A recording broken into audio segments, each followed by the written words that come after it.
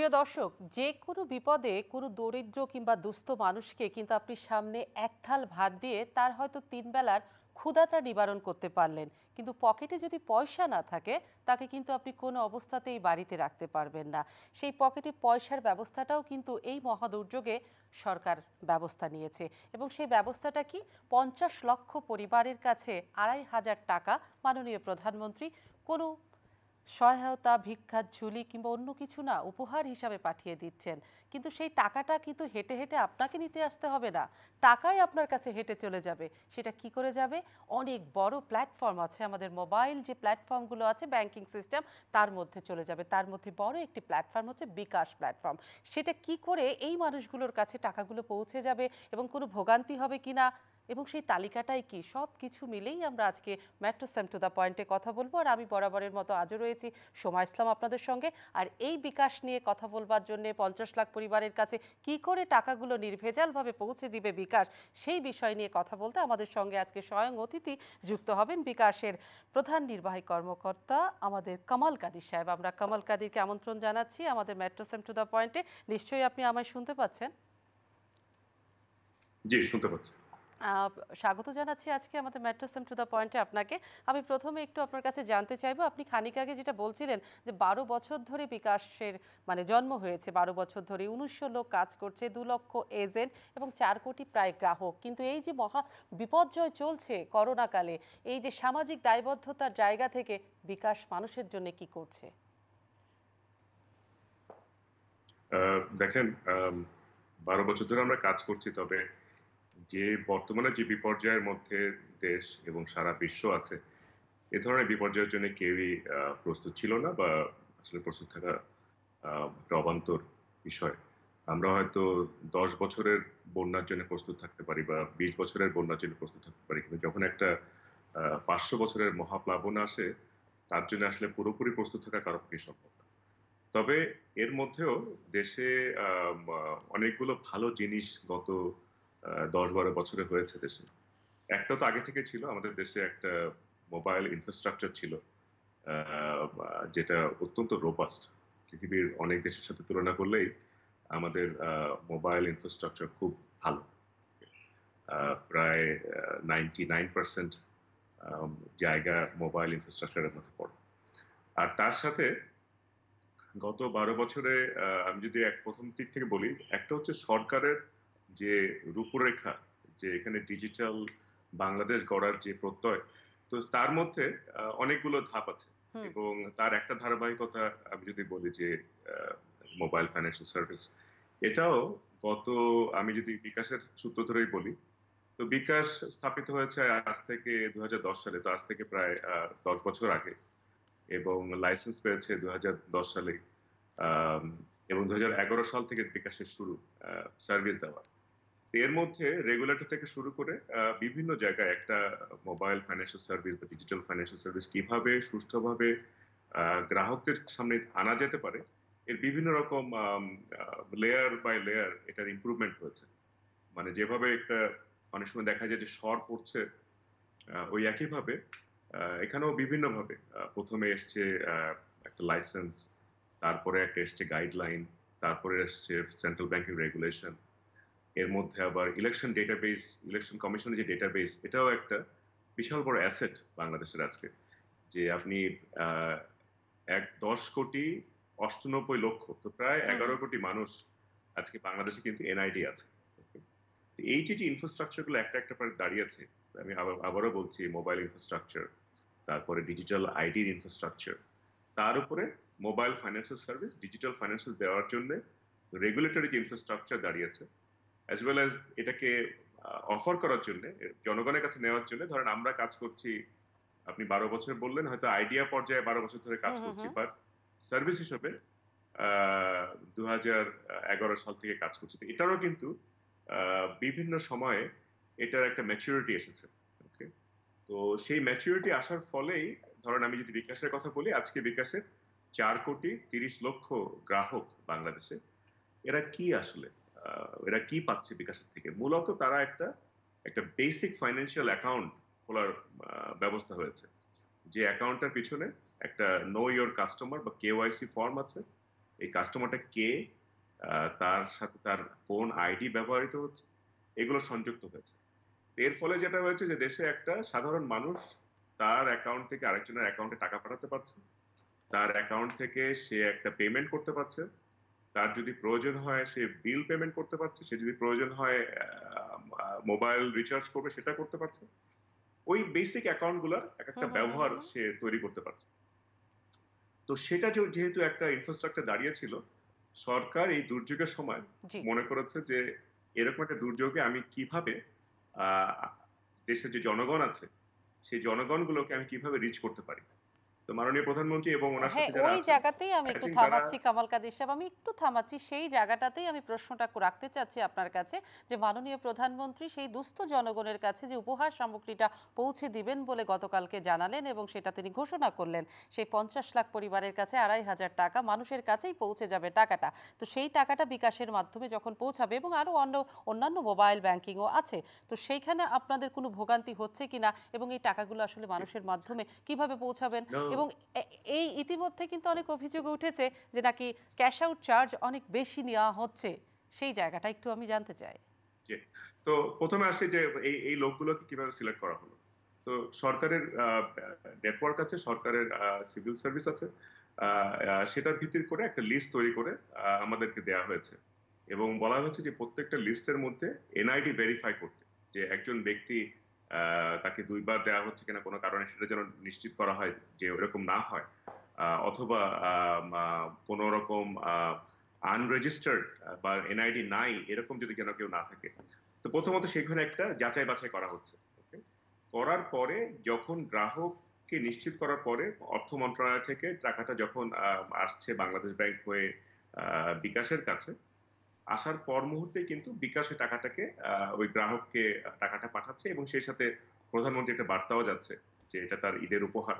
এই এই দুর্দিনে তার বর্তমান যে ডিস্ট্রেসের মধ্যে তারা আছে এটাকে কিভাবে যদি কিছুটা লাঘব হয়।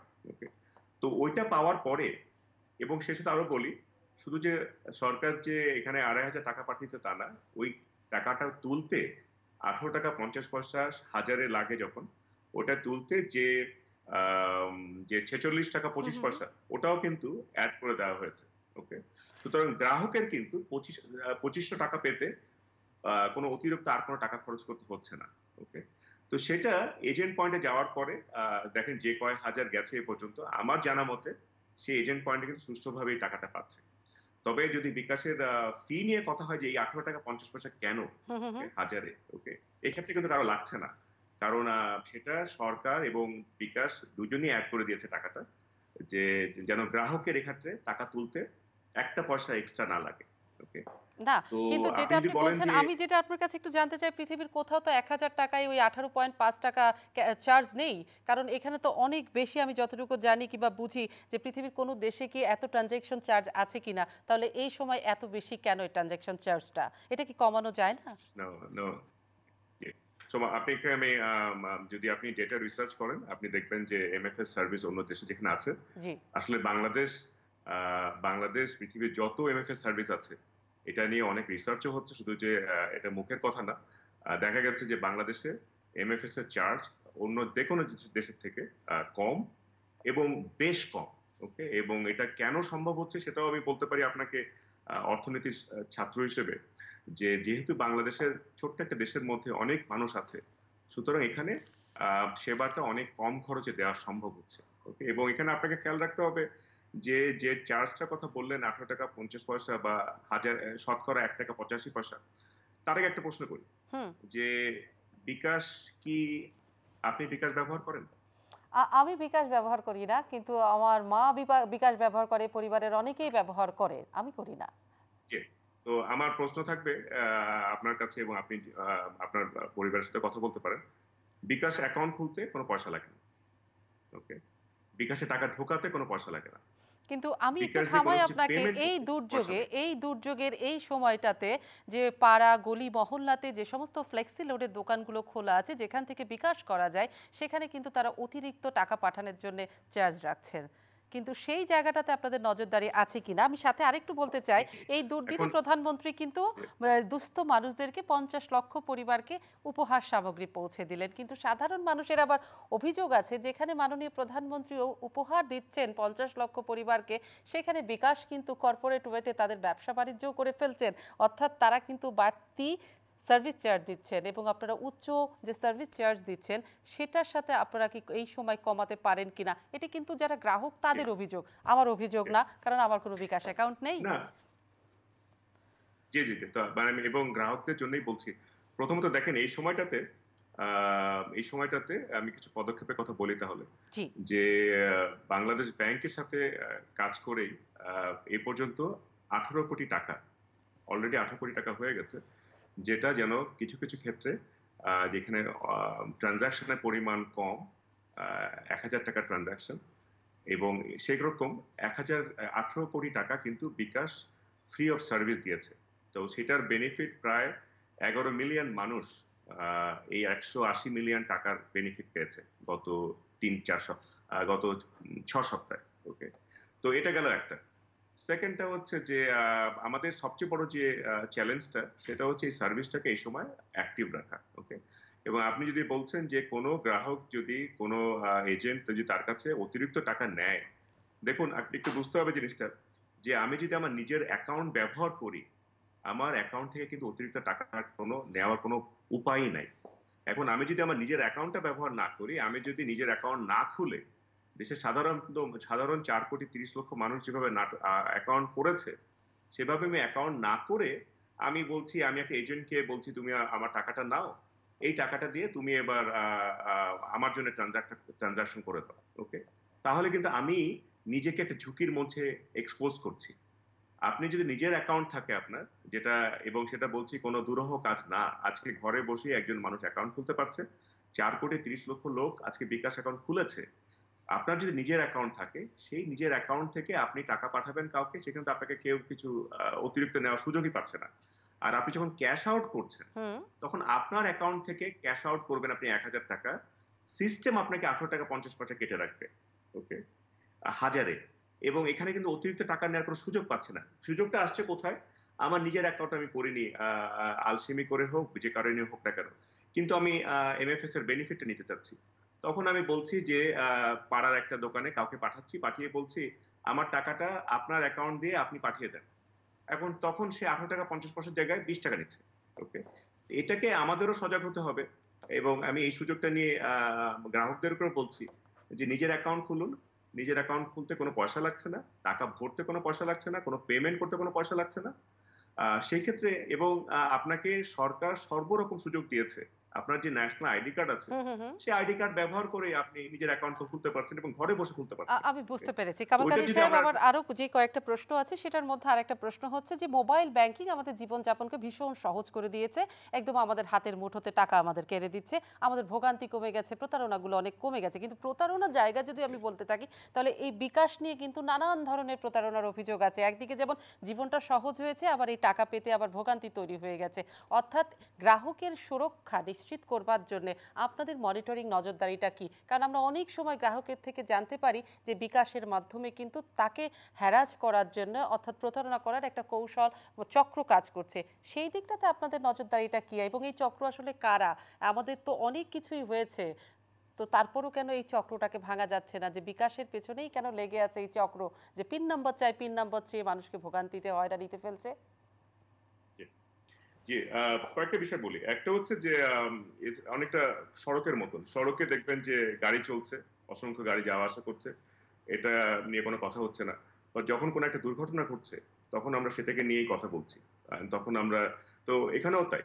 তো এখানে প্রতিদিন হয়তো লক্ষ, লক্ষ মানুষ আ আ বিকাশের সার্ভিসটা পাচ্ছে।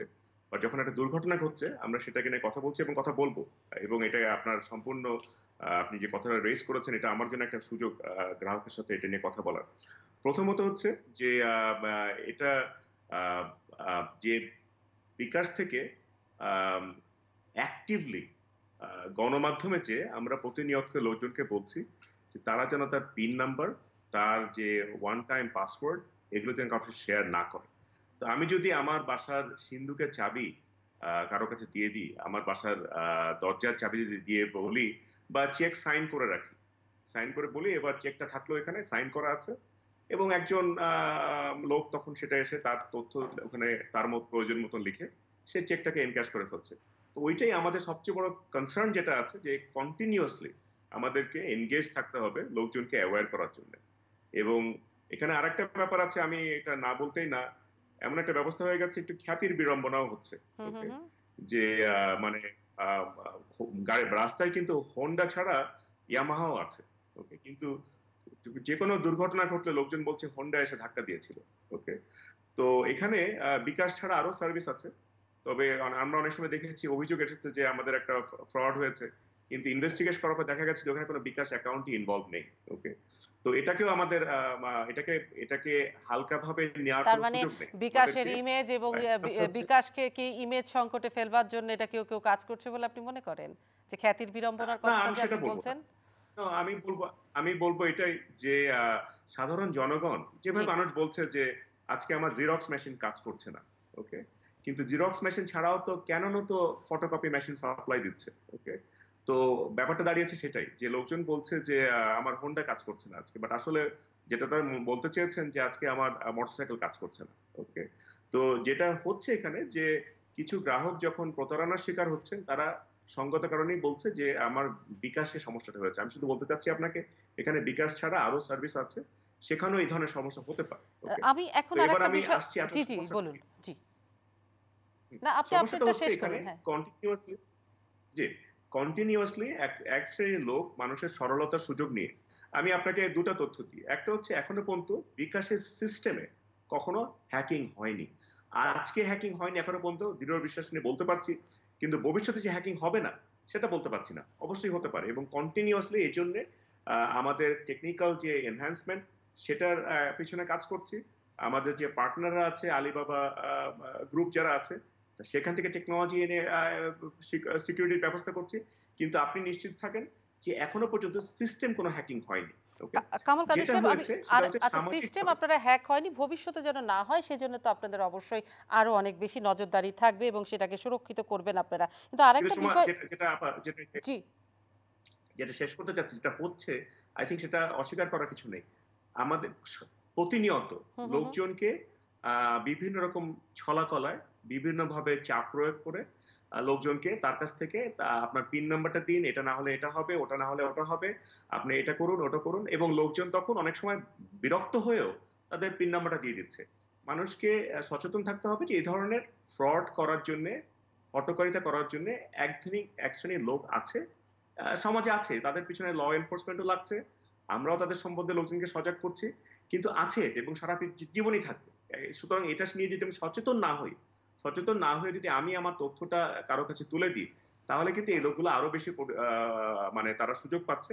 সুতরাং এটার ব্যাপারে আমাদের সচেতন হওয়ার ছাড়া আর কোনো অল্টারনেটিভ এই মুহূর্তে নেই। আমরা কিন্তু মানে অল্টারনেটিভ গুলো বিভিন্ন টেকনোলজি আমরা তৈরি করছি, যে দুই ধরনের কিন্তু হ্যাঁ, পিন রিসেট গ্রাহক করা। অবশ্যই, আপনারা যেটা বলছেন নানান বিজ্ঞাপনের মাধ্যমে আপনারা সচেতন করছেন, গ্রাহকও নিশ্চয়ই সচেতন হবে এবং আজকের পর আরো অনেক বেশি হয়ে যাবে। কিন্তু বিষয়টি হচ্ছে কি, প্রতারক চক্রও তো নানান ছলে পলে তাদেরকে কৌশল প্রত্যেকটা মুহূর্তেই চেঞ্জ করে।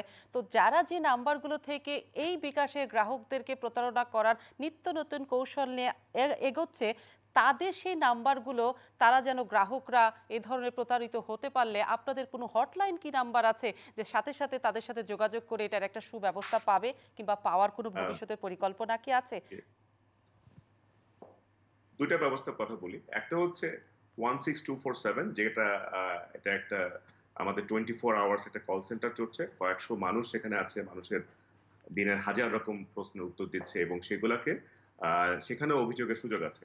হুম। আর তাছাড়া আপনার স্বস্তির জন্য বলছি, একটা হটলাইন আছে যেটার সাথে ল এনফোর্সমেন্ট এজেন্সি, এবং আমরা কাজ করছি। আমি একটা সিম্পল হিসাব দিয়ে বলি, গত বছর কয়েক হাজার বার, এটা একটা 24 ঘন্টা সার্ভিস।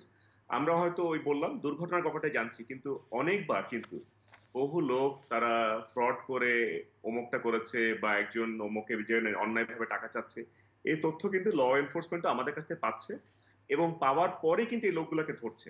ওকে, তো সেখানে একটা একটা কন্টিনিউয়াস একটা এনগেজমেন্ট আছে, এবং ওনাদেরও কিন্তু হুম হুম হুম। এটার পিছনে মানে ভালো জিনিস যেটা হচ্ছে ডিজিটাল ফাইন্যান্সিয়াল সার্ভিসে যেটা আপনি যে ফ্রডই হন না কেন, আপনি কোনো না কোনো একটা ফুটপ্রিন্ট রেখে যাচ্ছেন।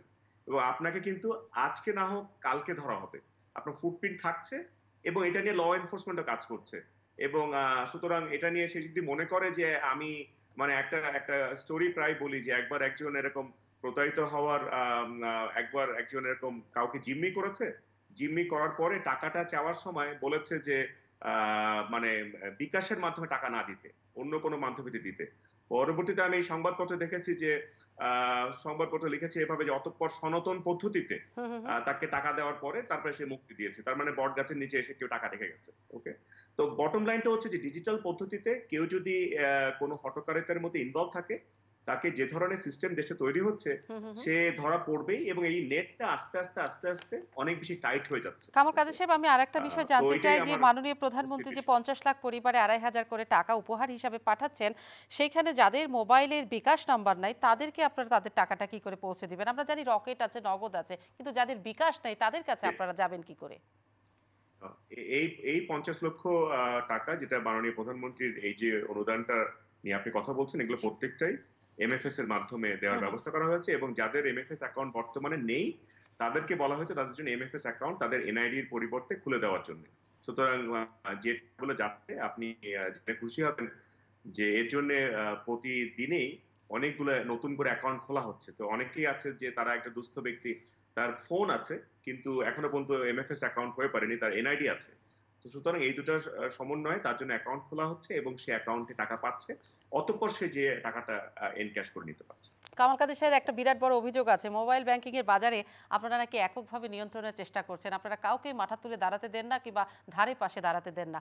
অবশ্য ব্যবসা মানে এটা যে আমি সবচেয়ে সর্বেসর্বা হয়ে আসবো, কিন্তু আপনাদের নিয়ন্ত্রণটা এমন যে কাউকেই নাকি আপনারা পাশে সহ্য করতে পারেন না। এটা কি আসলে সত্যি? আম প্রথমত দেশে ২৭ টা অর্গানাইজেশন লাইসেন্স পেয়েছে এই কাজ করার জন্যে। সেটা তো একটা গেল।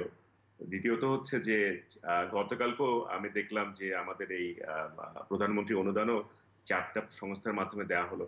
সুতরাং এখানে তো অন্যরা আছে সেটা উপস্থিতি পরিষ্কার এবং আপনার কথাতেও এসেছে। তবে একটা কথা বলি এটাই যে একটা ছাত্র আ সারারাত ধরে পড়াশোনা করছে এবং পরের দিন পরীক্ষায় সে ভালো করছে। ওকে? এবং সে গ্রাহককে তখন তাকে কিন্তু বলা যাবে না যে সে অন্য ছাত্রদেরকে মাথা তুলে দাঁড়াতে দিচ্ছে না। অন্য ছাত্ররাও আছে। অন্য ছাত্রদের পড়াশোনা করতে হবে। দেশের যে ২,৪০,০০০ এজেন্ট আছে, এই ২,৪০,০০০ এজেন্টকে বিকাশ এককভাবে আ ট্রেন করেছে। এবং বিকাশ কখনোই এই এজেন্টগুলোকে এক্সক্লুসিভ এজেন্ট হিসেবে আ অ্যাপয়েন্ট করেনি। বরং বলা হয়েছে যে এরা যেন সবার সাথে একসাথে কাজ করতে পারে। ওকে? তো সুতরাং আমাদের যেটা দেখতে হবে যে কোনখানে আমরা প্রপারলি ইনভেস্ট করছি। বিকাশ যেভাবে ইনভেস্ট করেছে এই মার্কেটে, ওইভাবে তো আসলে ইনভেস্ট করেনি অন্যরা। ওকে? আমি দেখে খুব ভাল লাগছে যে রিসেন্টলি কয়েকটা সংস্থা এইখানে মনোযোগ দিচ্ছেন। ওকে? এবং আমার যদি মনে হয় যত ওনারা ইনভেস্ট করবেন, যত সঠিক আ জনবল নিয়ে আসবেন এবং সঠিক টেকনোলজি নিয়ে আসবেন, ওনারাও এখানে ভালো করবেন। দেখেন আমাদের জন্যও আম বিরাট বড় দায়িত্বগুলা যেমন গতকালকে যে দায়িত্ব মাননীয় প্রধানমন্ত্রী দিলেন, এটা খুব ভালো হয়েছে যে আরো অনেকেই দায়িত্ব নিচ্ছেন একসাথে। সুতরাং এটা এই ধরনের দায়িত্ব অল্প সময়ের মধ্যে পালন করতে গেলে আরো অনেককে এই ধরনের সার্ভিস এগিয়ে আসতে হবে। আপনি কামাল সুতরাং কাদের সাহেব, যেটা আমি আপনি যেটা বললাম বলছিলেন যে যে সারা রাত কিংবা সারা বছর ধরে ভালো পড়াশোনা করলেই কিন্তু পরীক্ষাতে ভালো রেজাল্ট করতে পারে একটা স্টুডেন্ট, তার মানে আপনারা বলতে চাচ্ছেন যে বিকাশ সারা বছর সুন্দর করে এবং মনোযোগ দিয়ে পড়াশোনা করেই তারা আজকে তাদের এই অবস্থানে পৌঁছেছে। অর্থাৎ অনেকে যেটা অভিযোগ করে যে সরকারের উপর মহলকে ম্যানেজ করে বিকাশ আজকের এই রাস্তায় এই পথে আসেনি।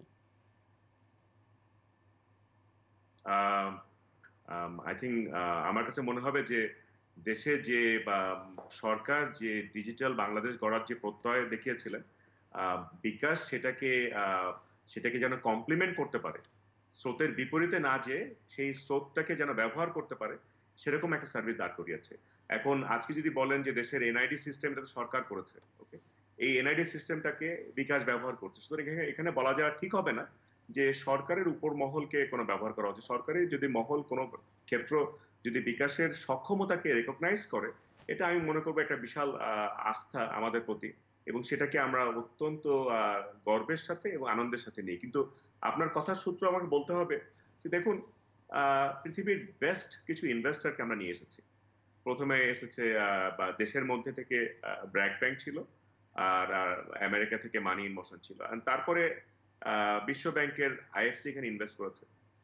Bill and Melinda Gates foundation, বিল গেটসের, সেটা তারা ইনভেস্ট করেছে এখানে।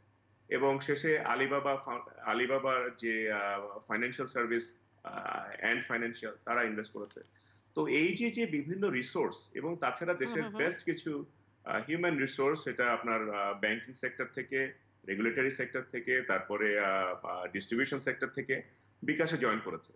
তো এই যে ১৯০০ লোক যে কর্মযজ্ঞ নিয়ে কাজ করছে, এবং তার সাথে সর্বোপরি সেন্ট্রাল ব্যাংক এখানে একটা আর্থিক সেবা কিভাবে বা দাঁড় করানো যায়, যেটার পিছনে রেগুলেশনটাও ঠিক থাকবে, গ্রাহকের আর্থিক নিরাপত্তাও থাকবে। তো এই কর্মযজ্ঞকে যদি আপনি মনে করেন যে ১২ বছরের কর্মযজ্ঞকে আপনি যদি বলেন যে না, এটাকে শুধুমাত্র হ্যাঁ হ্যাঁ হ্যাঁ কোনো মহলকে ব্যবহার করে করা হচ্ছে, তাহলে এটা কিন্তু আন্ডারমাইন করছেন। আচ্ছা, এখানে আমি আরেকটা বিভিন্ন প্রশ্ন আপনার কাছে জিজ্ঞেস করতে চাই কামাল কাদির সাহেব। মোবাইল ব্যাংকিং ব্যবহার করে বিভিন্ন ধরনের প্রতারণা, হুন্ডি ব্যবসা ও জঙ্গি অর্থায়ন হয় বলে এটা আমাদের অনেক পুরনো অভিযোগ। সেন্ট্রাল ব্যাংক এ ব্যাপারে অনেক ধরনের বিধিনিষেধ কড়াকড়ি আরোপ করার সত্ত্বেও এটা কেন বন্ধ করা যাচ্ছে না? বন্ধ করে যাচ্ছে না কিভাবে বুঝলেন? এগুলো আমি তো তো রোধ করা আমি তো যাচ্ছে না, ডেটা এগুলো তো দেখছি। হয়েই যাচ্ছে, তাই না? এগুলো তো রোধ করা যাচ্ছে না। না, কথাটা ঠিক না, কথাটা ঠিক না। কথাটা ঠিক না এই কারণে যে দেখুন, মানে যেটা আগেই বলেছি যে যে গাড়ি চলছে, এবং যার জন্য আমরা গাড়ি চলাটা দেখছি না, কিন্তু সেই ক্ষেত্রে একটা অ্যাক্সিডেন্ট হলে সেটার প্রতি খেয়াল রাখছি। যদি দেশে যদি গাড়ির পরিমাণ বাড়ে, হয়তো দু একটা অ্যাক্সিডেন্টের পরিমাণও বাড়বে। কিন্তু আপনি যদি যে কথা বললেন যে আসলে কিন্তু ল এনফোর্সমেন্ট যদি তাদের সাথে কথা বলেন, আমার যতদূর ধারণা ওনারা দেখতে পাচ্ছেন যে ডিজিটাল ফাইন্যান্সিয়াল সার্ভিস ব্যবহার করে লোকজন যেভাবে এটাকে অ্যাবিউজ করার কিছু সুযোগ পাওয়া যাবে বলে ভেবেছিল কিছু লোক, উল্টো পাওয়া যাচ্ছে না এখন। বরং তারা দেখছে যে এটা ব্যবহার করলে তাদের বরং বিপদ হচ্ছে। কারণ তারা দেখছে এখানে কোনো না কোনো রকম ফুটপ্রিন্ট থেকে যাচ্ছে। এখন দেশে সিম কিনতে গেলে আপনাকে আইডেন্টিফাই করতে হচ্ছে। আপনাকে মোবাইল ফাইন্যান্সিয়াল সার্ভিস অ্যাকাউন্ট খুলতে গেলে আইডেন্টিফাই করতে হচ্ছে। ওকে? সুতরাং আপনি আইডেন্টিফাইড হবেন। হুম হুম হুম আইডেন্টিফাইড হওয়ার পরে আপনি যদি সেখানে যদি সেই ঝুঁকি নেন, সেই ঝুঁকি যে পড়ছে, ঝুঁকিটা তার উপরে আসছে। কিন্তু সরকার কিন্তু, এবং ল এনফোর্সমেন্ট এজেন্সি এটার পেছনে আস্থা পাচ্ছে বলেই আমরা যেটা দেখছি যে উত্তরোত্তর এই সেবার প্রতি যদি কিছুটা হলেও আস্থা হিসেবে গতকালকের এক্সাম্পলটাই আপনি যেটা বললেন, আমার কাছে মনে হয় যে এটার ভালো দিকটা সবাই দেখতে পাচ্ছে। আর আপনি যেটা বললেন যে হুন্ডির ব্যাপারে, দেখুন, এটার ৩টা দিক আছে, এবং একটু সময় দিতে হবে আমাকে এখানে।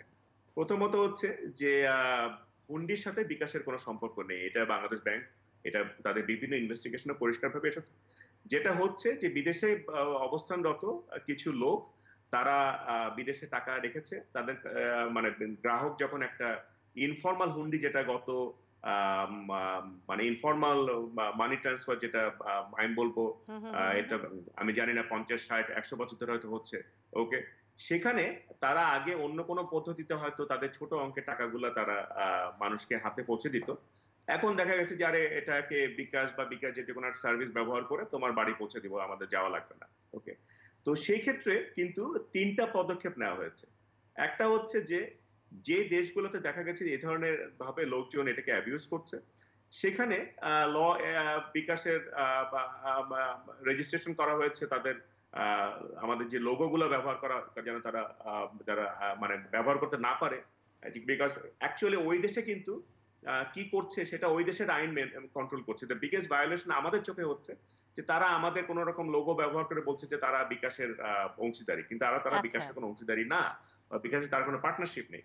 তো ১ নম্বর হচ্ছে যে এই ৯টা দেশে আমাদের আমাদের আইনগত ব্যবস্থা নেওয়া হয়েছে যেন সেখানে তারা বিকাশকে রিপ্রেজেন্ট করতে না পারে। ওকে? দ্বিতীয়ত হচ্ছে যে সিস্টেমের ভিতর থেকে যদি কেউ এই ধরনের জিনিসকে ব্যবহার করে বা অ্যাবিউজ করে, তখন বাংলাদেশ ফাইন্যান্সিয়াল ইন্টেলিজেন্স ইউনিট এর কাছে আমাদের কাছে ডেটা অ্যানালাইসিস এর ভিত্তিতে মনে হয়েছে যে এই লোকগুলাকে এখানে অ্যাবিউজ করছে, তাদের সম্বন্ধে তথ্য তুলে ধরা হয়েছে। সো সেখানে ল এনফোর্সমেন্ট আমরা কিন্তু কাজ করছি একসাথে। এন্ড ফাইনালি যেটা বলবো, এবং যেটা আসলে সবচেয়ে বড় গুরুত্বপূর্ণ, হুম হুম একটা হুম সলিউশন দেওয়া যে যা মানুষ যেন হুন্ডির অল্টারনেটিভ যেটা আছে সেটা যেন এটা সঠিক পদ্ধতিতে সরকারের যে যে যে সেন্ট্রাল ব্যাংক আছে, সেই সেন্ট্রাল ব্যাংকের মাধ্যমে যেন ফান্ডটা আসে, ফান্ডটা আসার পরে এটা একটা দেশের ব্যাংকে যাবে টাকাটা, হুম হুম এবং হুম সেইখান থেকে টাকাটা সরাসরি কারো একজনের বিকাশ অ্যাকাউন্টে পৌঁছতে পারবে। ওকে, তো আপনি জেনে খুশি হবেন যে এই পর্যন্ত প্রায় 6টা ব্যাংক জি 6টা ব্যাংক অলরেডি বিকাশের সাথে কাজ করছে, এবং যে বিকাশ তার লাস্ট মাইল সলিউশন হিসেবে কাজ করছে যেন বিদেশ থেকে ফরেন রেমিটেন্স বাংলাদেশে আনতে পারে। তো এবছর অলরেডি প্রায় এই গস্ত মাত্র তো পার হয়েছে, আমরা কেবল 4 মাস পার হয়েছে। এই 4 মাসে বিকাশ অলরেডি প্রায় 60-70 অলমোস্ট $100 মিলিয়ন বিকাশের মাধ্যমে এসেছে, যেটা কিন্তু আগে অন্য কোনো মাধ্যমে হয়তো আসতো, যেটা আমাদের ডলার হিসেবে সেন্ট্রাল ব্যাংকে অ্যাকাউন্টিং এর মধ্যে পড়তো না। ওকে, তো আমি বলবো যে আচ্ছা এটাকে আমি সমস্যার বদলে একটা সলিউশন হিসেবে দেখছি, যে it has really solved A problem rather than creating further problem. আমি আরেকটা যে বিষয়গুলো জানতে চাই, আসলে আমি এত বিষয় একদমই জানি না, আপনি যা যা বলছেন আপনার থেকে শুনে শুনে কিন্তু আমি আবার আপনাকে বলছি। আরেকটা বিষয় যেটা জানতে চাই, যে মাননীয় প্রধানমন্ত্রী যে 50 লক্ষ পরিবারের জন্য যে 2,500 টাকার অর্থ বরাদ্দটা তিনি কালকে ঘোষণা করলেন, সেই জায়গাটা যে 50 লক্ষ টাকাটা যে যাবে মোবাইল ব্যাংকিং এর মাধ্যমে, সেটা কি আপনার মনে হয় যে এই যাওয়ার প্রসেসটা যেটা মোবাইল ব্যাংকিং এ, সেটা কি ত্রাণে যে অনিয়ম দুর্নীতি এতদিন ধরে হয়ে আসছিল সেটা অনেকাংশেই বন্ধ হয়ে যাবে এই ফলে, এটার ফলে? দেখেন, আমার ত্রাণের কিভাবে দুর্নীতি হচ্ছিল সেটা নিয়ে আমার কমেন্ট না, না না, আমি করে ভালো। সেই তবে যেটা জায়গাটা বলবো, রাজনৈতিক ব্যাখ্যা। কিন্তু আমি আপনাকে কর্পোরেট ওয়ার্ল্ডের আপনাদের জায়গা থেকে বলছি, যেটা জি, জি, সঠিক আমি হাতে আমি পাওয়া সেটাই যাবে কিনা, বলছি। সঠিকভাবে হাতে পৌঁছাবে কিনা যে এটার মাধ্যমে। যে- যেটা যেটা নিশ্চয়তা দেওয়া যাচ্ছে। কামাল কাদের সাহেব, আপনি আমায় শুনতে পাচ্ছেন কি? জি, শুনতে পাচ্ছি। আমরা যে জায়গাটায় থেমেছিলাম আর কি, আপনি বলছিলেন যে এই 50 লাখ টাকা মোবাইল ব্যাংকিং এ দেওয়ার মাধ্যমে ত্রাণের অনিয়মগুলো বন্ধ হবে কিনা, যদিও এটা রাজনৈতিক ব্যাখ্যার ব্যাপার, কিন্তু আমি আপনার থেকেও জানতে চাচ্ছি আপনাদের সিস্টেমের কাছে, সঠিক মানুষের কাছে এটা পৌঁছাবে কিনা। আই থিংক যেটা আহ, আমার কাছে কাজ করতে যেতে দেখলাম, সরকার নজর দিচ্ছিলেন যেন যে ব্যক্তি সেটাকে যেন নির্দিষ্ট ব্যক্তিকে নির্ণয় করার পরেই এই অ্যাকাউন্ট খোলা হয়। তো যেটা নিশ্চয়তা দেওয়া যাচ্ছে যে এখানে এনআইডি ভেরিফাই করে হুম হুম হুম আহ, এবং সরকার যে ফিল্টারিং গুলো করতে বলেছেন সেই ফিল্টারিং গুলো করেই অ্যাকাউন্ট খোলা হচ্ছে। সুতরাং যেটা টাকাটা দিতে বলা হচ্ছে তাকেই দেওয়া হচ্ছে। সুতরাং এখানে যদি বাছাইটা ঠিকভাবে হয়, তাহলে সেই এনআইডির বাইরে অন্য কারো এখানে টাকা পাওয়ার কোনো স্কোপ নেই। তো এটা যদি এনআইডি অনুযায়ী এই তালিকা করা হয়ে থাকে, তো সেখানে তো আপনাদের 4 কোটি গ্রাহক, এই আপনাদের কাছে কতজনের তালিকা এরকম প্রস্তুত হয়েছে কিংবা জি, এসেছে কি, আমরা যে যখন কতজন আমি দুস্থ লোক? ভালো কথা, জি, জি। না, ভালো, কতদিন দুস্থ লোক এভাবে বলার আমার পক্ষে ঠিক হবে না। তবে যেটা দেখেছি, ধরেন আমাদের কাছে যখন একটা লিস্ট এসেছে যে জি আমি একটা উদাহরণ দিয়ে বলছি যে এই 1,000 লোককে তোমরা এটার জন্য তাদেরকে 2,500 টাকা করে পাঠাও। তখন দেখা গেছে অনেক ক্ষেত্রে তার 40% বা 30%, 20% অলরেডি তাদের বিকাশ অ্যাকাউন্ট আছে। ওকে, আর অন্য যাদের বিকাশ অ্যাকাউন্ট নেই, তাদেরকে তাদের ন্যাশনাল এনআইডি কার্ডের ভিত্তিতে হুম তাদের হুম হুম। নামে অ্যাকাউন্ট খোলা হয়েছে। সুতরাং ওই এনআইডিটা কখনোই কম্প্রোমাইজ করা হচ্ছে না, তার বিকাশ অ্যাকাউন্ট থাকুক কি না থাকুক। আমি একদম অনুষ্ঠানের শেষের দিকে চলে এসেছি কামাল কাদির সাহেব, আমি শেষে এসে আরেকটা প্রশ্ন করতে চাই, সেটি হচ্ছে যে ঘুষ লেনদেন, সেই ঘুষটা সরকারি কর্মকর্তা হোক বেসরকারি কর্মকর্তা হোক, সেটা তো সকলেই লেনদেন করছেন, এবং এই লেনদেনের বড় একটা মাধ্যম হচ্ছে মোবাইল ব্যাংকিং এর মাধ্যমে। তো এই ঘুষ লেনদেনটা মোবাইল ব্যাংকিং এর মাধ্যমে বন্ধ করবার জন্য আপনারা কি দুদকের সঙ্গে কোনো যৌথ উদ্যোগে কাজ করার উদ্যোগ নিয়েছেন, কিংবা করা উচিত কিনা মনে করছেন, মানুষের নৈতিকতার জায়গাটুকে আরেকটু উন্নত করবার জন্য এবং এগুলো বন্ধ করবার জন্য?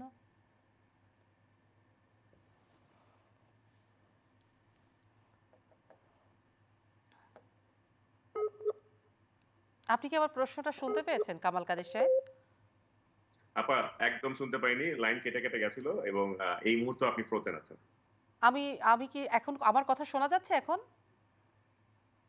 এখন শোনা যাচ্ছে আবার, কিন্তু আপনি আটকে যাচ্ছেন। আমি এই যে ধরেন আমি কিছুক্ষণ পর পর আপনি ফ্রিজ হয়ে যাচ্ছেন আমার ক্যামেরা, আচ্ছা, এই তাহলে আমার স্ক্রিনে। আমি আমার প্রশ্নটা করছি যে ঘুষ, এবং আগের কথাটা একদম শুনতে পারিনি। আমি আপনি তাহলে বলেন আমি ঘুষ আবার বলেছেন। প্রশ্ন আচ্ছা, বাইরে করছি। ভাবি আমি একটা কথা বলি। জি, জি। বিকাশ দিয়ে কিন্তু অনেক ভালো কাজ হয়। হ্যাঁ। আ আ শুধু খারাপ কাজের বেলায় কিন্তু প্রশ্ন করছেন না। না, না সেই কিন্তু প্রশ্নও আমরা মানে করব। আমরা ভালো কথাও 99% কাজ ভালো কাজ। কথাও জিজ্ঞেস করব। কারণ মানুষ তো ১ম ঠিক এ আছে। খারাপগুলো জানতে চায়, ভালোগুলো আপনি জানাবেন, খারাপগুলো আমরা জানাচ্ছি।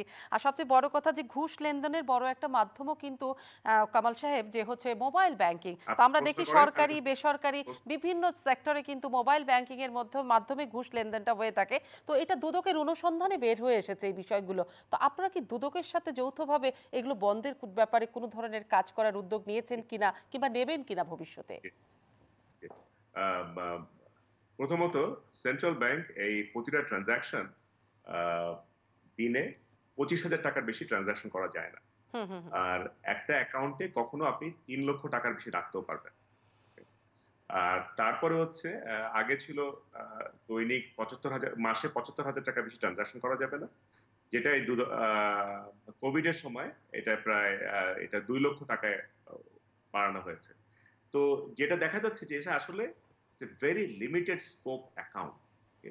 তো আপনি যে ঘুষের কথা বলছেন, সেখানে এখানে বেশি টাকা একটা অ্যাকাউন্টে কারো পক্ষে তো নেওয়া বা লেনদেন করাও সম্ভব। এটা গেল ১ম পার্টটা। জি। 2nd টা হচ্ছে আ দুদকের কাছে আ যেটা বাংলাদেশ ব্যাংকের যে বিএফআইউ বাংলাদেশ ব্যাংকের বাইরে একটা প্রতিষ্ঠান বাংলাদেশ ফাইন্যান্সিয়াল ইন্টেলিজেন্স ইউনিট তাদের কাছে আমাদের একটা প্রসেস আছে যে যেকোনো সময় যদি কোনো অ্যাক্টিভিটিকে সন্দেহজনক মনে হয় ওনাদের কাছে আমাদের দিক থেকে স্বপ্রণোদিতভাবে ডেটা পাঠানো। ওকে? আরেকটা হচ্ছে they have full access to audit verify our data at any given moment. Okay?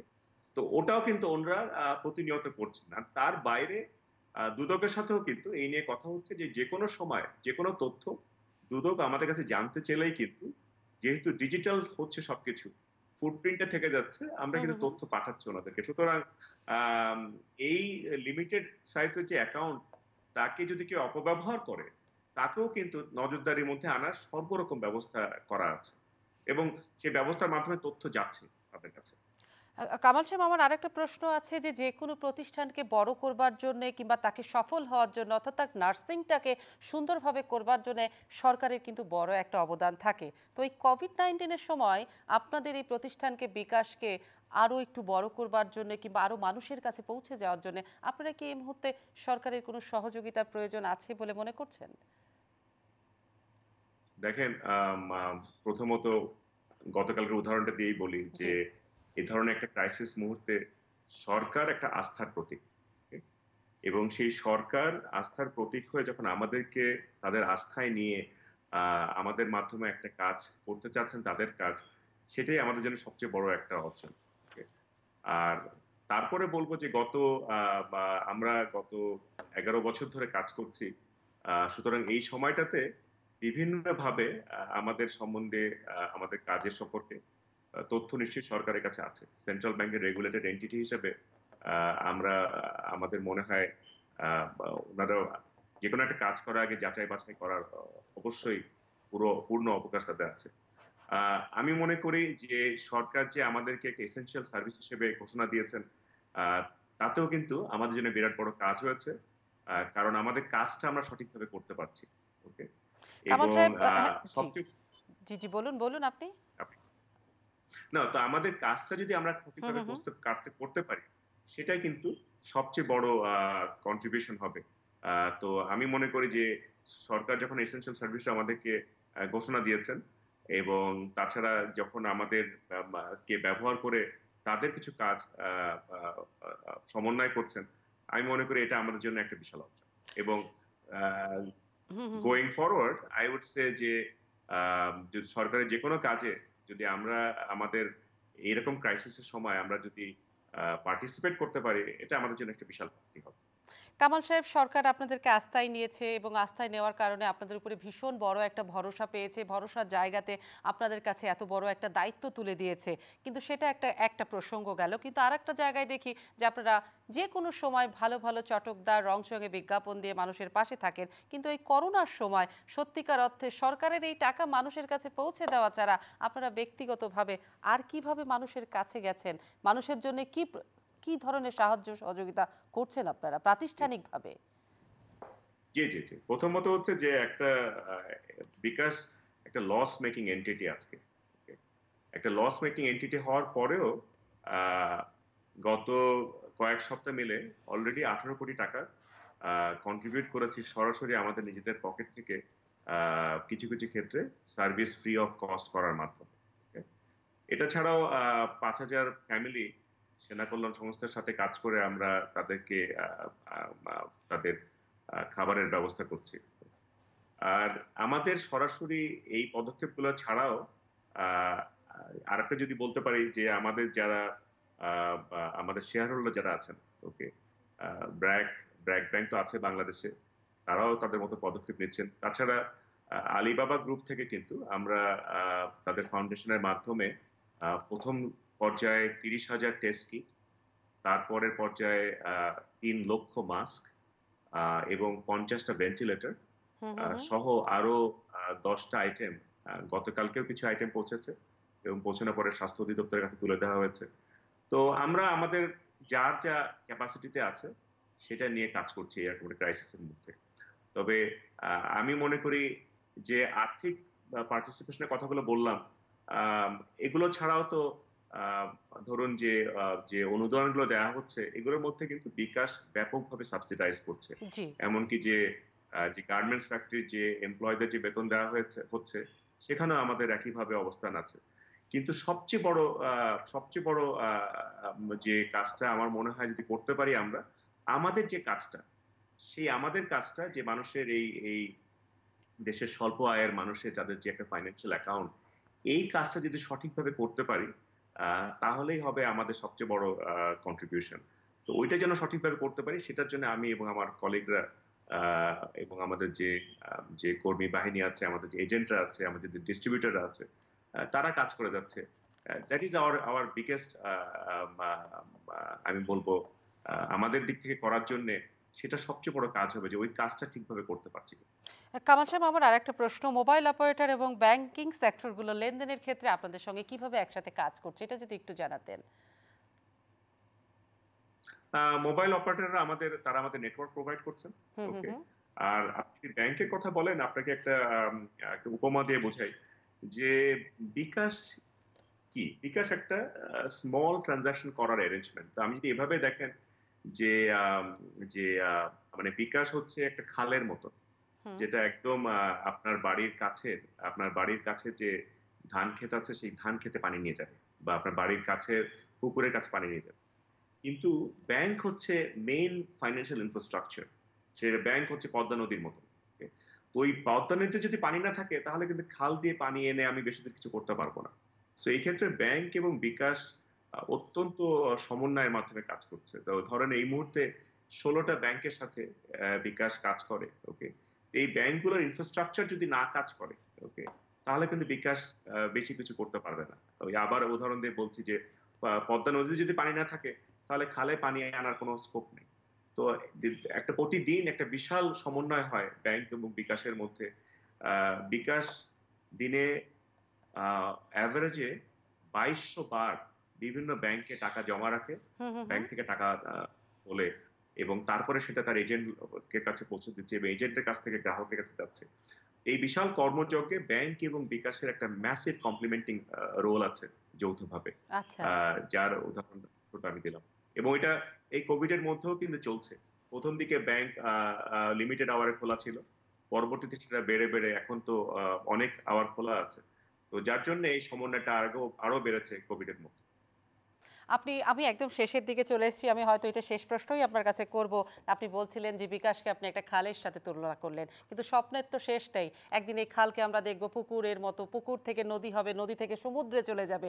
তো ভবিষ্যতে এই বিকাশ কতখানি বিকশিত হবে, কতখানি মানুষের কাছে আসবে, কতটা জনবান্ধব হবে, এবং সবাই বলছে যখন অনেক বড় হয়ে যায়, ব্যবসায়িক জায়গাটা যখন গুটি গুটি পায়ে অনেক বড় হয়ে যায়, অর্থাৎ সাগর সম হয়ে যায়, তখন কি এটা বিকাশ কি শেয়ার বাজারেও চলে যাবে কিনা সেই জায়গাটাও আমরা একটু জানতে চাই। তো আহ, বিকাশ একটা দেশের যে কোনো আর্থিক প্রতিষ্ঠানের মতন যে আইন আছে যে সার্টেন প্রফিটেবিলিটির পরে আম, আম, তাদেরকে দেশের এসিসি তে যাওয়ার একটা নিয়ম আছে। জি। ওই নিয়মে অবশ্যই বিকাশ একদিন আমার মনে হয় সাধারণ মানুষ বিকাশের মালিকানা নিবে। এবং এটা আমার মনে হয় না যে আমাদের শেয়ার হোল্ডারদের কোনো আপত্তি আছে, বরং এটা তারা দেখলে খুশি হবে যে দেশের সাধারণ মানুষ এটার মালিকানা নিয়েছে। তবে যেটা আমরা চাবো যে এখানে যে আপনি যেটা উদাহরণ দিয়ে বলছিলেন, আমি সেই উদাহরণ দিই যে ব্যক্তি পর্যায়ে ব্যবহারটা বাড়ানো। ওকে, এখন আছে আহ, মানুষ মূলত একে অন্যের লেনদেন করছে, সেটা হয়তো বাড়িয়ে মানুষ এখন কেনাকাটা করছে কিছু কিছু। তো ওই এজেন্টের উপরে ডিপেন্ড না করে, এজেন্ট একটা টাকা ঢোকানো এবং বের করার মাধ্যম, বাট মূল কাজটা করতে হবে গ্রাহকদের তাদের নিজেদের অ্যাকাউন্ট করে, এটা তার অ্যাকাউন্ট, সেটা নিরাপত্তার জন্য তাকে সজাগ হতে হবে। যে যে তথ্যগুলো আমাদের দিক থেকে নিরাপত্তার জন্য বলা হচ্ছে সেগুলোকে মনোযোগ দিয়ে শুনতে হবে। রেগুলেটর যে পন্থাগুলো আমাদের মাধ্যমে তাদেরকে জানাচ্ছে সেগুলো তাদেরকে মানতে হবে। সেটা মানলেই তারা নিজেরাও সুরক্ষার মধ্যে একটা আর্থিক সেবাকে ব্যবহার করতে পারবে। কামাল সাহেব, আমি আরেকটা যে প্রশ্ন জানতে চাই যে বিকাশ তো আস্তে আস্তে বিকশিত হচ্ছে, কিন্তু সবচেয়ে বড় কথা যে 4 কোটি গ্রাহক তো আর একদিনে হয়নি। অনেক পরিশ্রম করে এই ফলটা আপনাদেরকে পেতে হয়েছে। ভবিষ্যতে আপনারা আরও অনেক কিছু করতে চাচ্ছেন, সেটি আপনি এতক্ষণ ধরে বললেন। কিন্তু আপনারা আসলে এই যে এত বড় বড় কাজ করলেন, এত 4 কোটি গ্রাহক, এটা তো আর একদিনে হয়নি। কিন্তু সেই যে একদিনে হয়নি যে বিষয়টা, এটা না হওয়ার পিছনে এখন পর্যন্ত আপনাদের কোনো চাপের মুখে পড়তে হয় কিনা? অর্থাৎ অন্যান্য প্রতিষ্ঠানগুলো, যদি আমরা বলি সরকারি প্রতিষ্ঠান, বিটিআরসি থাকে, সেন্ট্রাল ব্যাংক, সবাইকে আপনাদেরকে সহযোগিতা করছে, নাকি সব কিছুর বাধা ডিঙ্গিয়ে আপনাদেরকে এই জায়গাগুলোতে আসতে হচ্ছে? আই থিঙ্ক যেটা আপনি বলছেন, আমি বলবো যে রেগুলেটরি বডি যারা আছেন, সবচেয়ে বড় ইম্পর্টেন্ট ব্যাপারটা হচ্ছে ওনাদেরকে এনগেজ থাকা। ওকে, এবং সেক্ষেত্রে আমি দেখি বাংলাদেশ ব্যাংক যথেষ্ট এনগেজড। একটা নতুন ধরনের সেবাকে জনগণের কাছে আনতে গেলে এটার ঝুঁকিগুলো কি, এটা অ্যাজ এ প্র্যাকটিশনার আমরা হয়তো কিছু ঝুঁকি দেখছি যেটা রেগুলেটররা দেখছেন না, সুতরাং আমরা তাদেরকে তুলে ধরছি। ওনরা আবার ফাইন্যান্সিয়াল সার্ভিসে বিভিন্ন ঝুঁকি ওনরা দেখেছেন বিভিন্ন বছরের বিভিন্ন প্র্যাকটিসের ফলপ্রসূতে, ওনরা ওইগুলা আমাদের কাছে তুলে ধরছে, ওগুলোকে আমাদের রেকগনাইজ করে সেগুলোকে ইমপ্লিমেন্ট করতে হচ্ছে। তো এটার মধ্যে একটা কনস্ট্যান্ট এনগেজমেন্ট ইজ খুব ইম্পর্টেন্ট। এবং আমরা মনে হয় এ পর্যায়ে বিকাশ জাতীয় সার্ভিসরা সেটা আমরা আমাদের কাছে মনে হয় যে আমরা সঠিক দিকেই যাচ্ছি, এবং যার জন্য পৃথিবীর অন্য দেশের সাথে তুলনা করলে এই ধরনের সার্ভিস আমরা তো দিতে পারছি। এবং আজকের কথা যদি আপনি চিন্তা করেন, যে ধরনের কোভিড-19 মতন ক্রাইসিস, যেখানে বড় বড় দেশকে হিমশিম খেতে হচ্ছে, সেখানে তো একরকম নিরাপত্তার মধ্যে দিয়ে সরকার এই ধরনের সার্ভিসকে কিভাবে ব্যবহার করে আরো গ্রাহকের কাছে যাওয়া যায় তার বিভিন্ন পথ পাচ্ছেন। তো সুতরাং আমি বলবো যে এনগেজমেন্টটা যথেষ্ট আছে, এবং এই এনগেজমেন্ট যত বাড়বে ততই ভালো হবে। দেশের আর্থিক সেবা, বাংলাদেশের ইনোভেশনের অনেক এক্সাম্পল আছে, সুতরাং এটাই শুধু প্রথম না। এবং আমি মনে করি যে সেন্ট্রাল ব্যাংক এখানে যথেষ্ট এনগেজড আছেন বর্তমানে। হ্যাঁ, আমি একদমই শেষে আসলাম। শেষে এসে আরেকটা প্রশ্ন না করলেই নয়। সেটা দেখা যায় যে আমরা সবসময় যখন দেখি যে ট্যাক্স দিচ্ছেন মানুষজন, একজন আমরা দেখি জর্দা ব্যবসায়ী শ্রেষ্ঠ করদাতা হচ্ছে বাংলাদেশের, কিন্তু বিকাশের মতো বিকশিত মান একটা এত বড় একটা কোম্পানিকে কখনো আমরা সেই জায়গায় সেই নামে কেন দেখতে পাই না, 1 নম্বর অবস্থানে কেন দেখতে পাই না? আপনারা ট্যাক্স আসলে কত ট্যাক্স দেন, কিংবা ট্যাক্সের পরিমাণটা কি, সেটা আপনি অবশ্য চাইলে আমাকে উত্তর দিতে পারেন, না চাইলেও উত্তর নাও দিতে পারেন। আমি তো, আপনি না, বাধ্য না দিতে। অবশ্যই উত্তর দিব। না, না, না, উত্তর তো দিব অবশ্যই। আপনি এরকম একটা প্রশ্ন, এটা আমাদের সুযোগ এটা বলার। গত বছর বিকাশ 525 কোটি টাকা সরকারকে ট্যাক্স দিয়েছে। এখনো এই কোম্পানিটা লসের মুখে আছে। ওকে, কিন্তু তারপরেও এই পরিমাণ আমরা একটা বিশাল ট্যাক্স কালেক্টর ফর আমি মনে করি সরকারের জন্য। কে ট্যাক্সের জন্য পুরস্কার পেয়েছে আমি জানি না, কিন্তু অবশ্যই এনবিআর ভালো করে জানে আমরা কি পরিমাণ ট্যাক্স আদায় করছি সরকারের জন্য। এবং আরো আপনাকে বলি যে এমন দেখা গেছে যে ট্যাক্স যখন বলা হয়েছে যে না, এটা বিকাশে দেওয়া লাগবে না, বিকাশ একজন এজেন্টের দিতে হবে, আমরা দেখেছি এরকম হলে সরকার হয়তো কিছু ট্যাক্স পাওয়া থেকে বঞ্চিত হবে। স্বপ্রণোদিত হয়ে আমরা বরং সরকারকে বলেছি না, এই দায়িত্বটা আমাদেরকে দেওয়া হোক।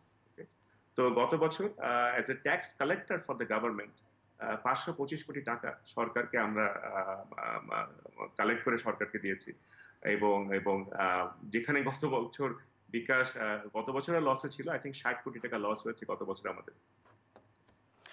অসংখ্য ধন্যবাদ কামাল কাদির সাহেব, এতক্ষণ আমাদেরকে সাথে থাকার জন্য এবং আমাদেরকে সময় দেওয়ার জন্য, এবং আপনার বিকাশ নিয়ে এতগুলো কথা বললেন এবং ভবিষ্যতে কি করবেন সেটিও আপনি আমাদের জানালেন। এবং দর্শক অনেক কথাই জানলো, দর্শকের নানা অভিযোগ ছিল, সেই অভিযোগগুলোও আপনি অনেকখানি খণ্ডন করেছেন এবং আশা করি দর্শকের ভুল ভ্রান্তিগুলোও অনেকটা তারা বুঝতে সক্ষম হয়েছেন এবং তারা সচেতন হয়েছেন যে যে ব্যাপারগুলো একবারই উঠে আসে, যে বিকাশ থেকে যে প্রতারিত করবার যে কৌশলটি বারবার তাদেরকে ফোন করে, সেটা থেকে তারা আবারও আজকের আলোচনা থেকে অনেকখানি উপকৃত হবে। দর্শক, আমি শেষে শুধু এটুকুই বলবো, ডিজিটাল বাংলাদেশের অনেকগুলো ফরম্যাট থাকে, সেই ফরম্যাটের কিন্তু মোবাইল ব্যাংকিং হচ্ছে আরেকটি ফরম্যাট, এবং এই ফরম্যাটের কারণেই কিন্তু টাকা হাতের কাছে পৌঁছে যায়, অর্থাৎ আমি টাকার কাছে যাই না, টাকাই আমার কাছে এসে যায় এবং সেটা পৌঁছে দিচ্ছে মোবাইল ব্যাংকিং।